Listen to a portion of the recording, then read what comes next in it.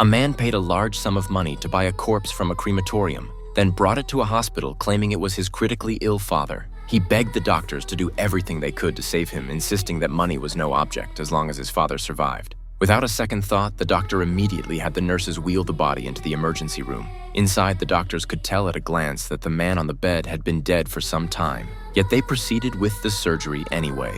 Their real goal was to drain the family's funds. As corrupt medical professionals, they were experts at preying on families' desperation.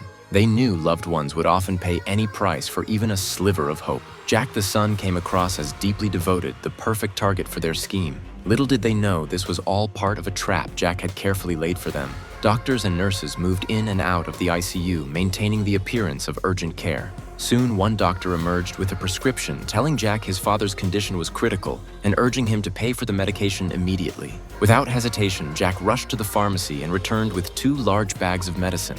What he didn't see was that the nurse soon returned those very same drugs untouched to the pharmacy. It was all part of their heartless billing scam. Half an hour later, another doctor came out explaining that the surgery was too complex. They needed to bring in an international specialist. For that, Jack would have to pay an additional $500,000. Jack paid. The expert arrived and the charade continued for 6 hours. Jack paid fee after fee until he had nothing left. Finally, the doctors delivered the heavy news. We did all we could. He didn't make it. But Jack remained eerily calm. He pulled out a death certificate and confronted them, exposing their greed and threatening to take the story public. Soon after, he was taken to the director's office where an assassin was waiting. But Jack had been prepared for this moment for 5 long years. 5 years earlier, Jack's wife had gone into labor. The ambulance took them to this same private hospital. Had the doctors acted in time, she would have survived. Instead, they delayed surgery, inventing excuses while pressuring Jack to pay one fee after another.